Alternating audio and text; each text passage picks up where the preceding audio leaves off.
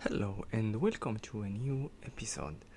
Today I would like to share about something that I think is important, and it is the activity that sparks joy and brings in the energy. So in my case, it's for the recent years has been swimming. So during swimming, I feel like I am training my body, my muscles are getting flexible. I feel more strength, but not only that, I also feel it calms me down, it calms the racing mind. And so I would go for like few laps, and then, in the beginning, the way I will feel it is that my mind will not stop rushing and thinking and planning. But after doing few laps, I can feel the power of the practice. And so I was actually thinking there are activities that doesn't really require a lot of time, and I thought there are these activities that doesn't require a lot of time, but yet the impact is greater than anything else. And I was thinking, why does it seem hard to put those? So it's been maybe in my case the fact that I have changed the environment from being in Morocco surrounded by clean beaches and with having like friends that goes all the time to swim and surf to a new environment. First of all, it kind of changed the context of my habits, and that change is so deep that it's almost feel like I can't really recreate them, right? Because it's a different environment, but yet the importance of having the habit set and working is great. And so I was thinking this morning after I had done some of my laps in swimming that the person I feel being after swimming is not the person that I am before swimming. And actually it's powerful because I feel like swimming is a mind-body sport, brings me more joy and more fun, and not only that, I can feel instantly an increase in my energy compared to the gym where sometimes I would feel like kind of a little bored, for example, or not motivated. But in swimming I never feel not motivated. It's you go there and the first thing you have to do is to jump into the water and start swimming.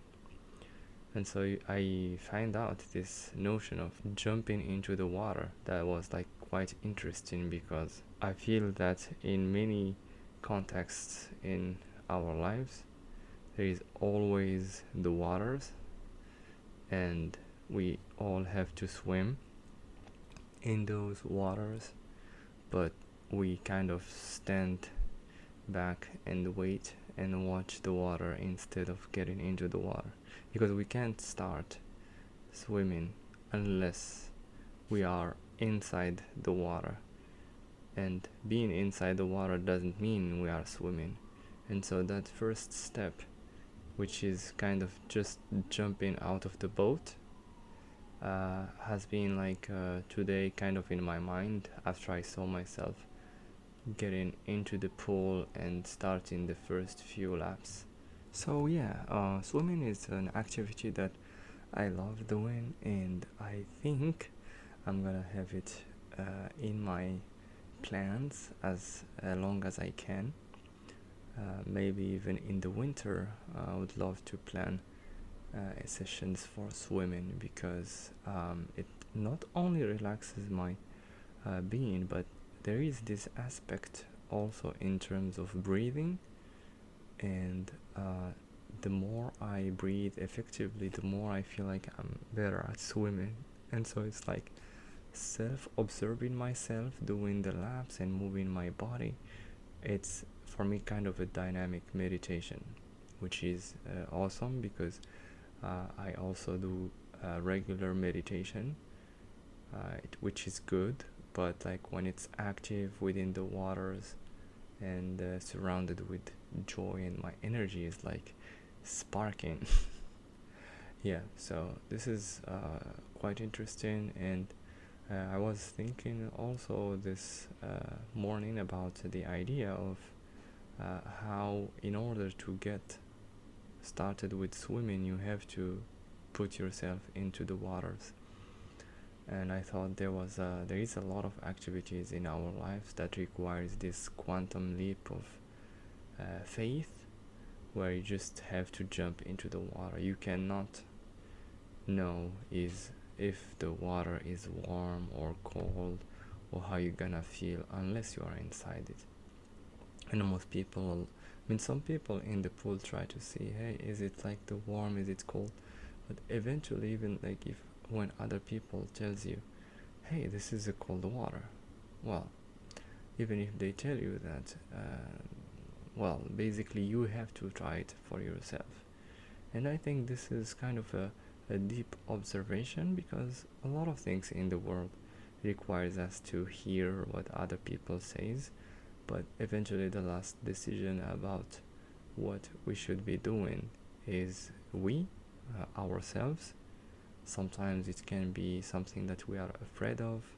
Sometimes it can be like a difficult topic maybe that we've dealt before in the past, and it's bringing some pattern, some triggers that activate an old way of being.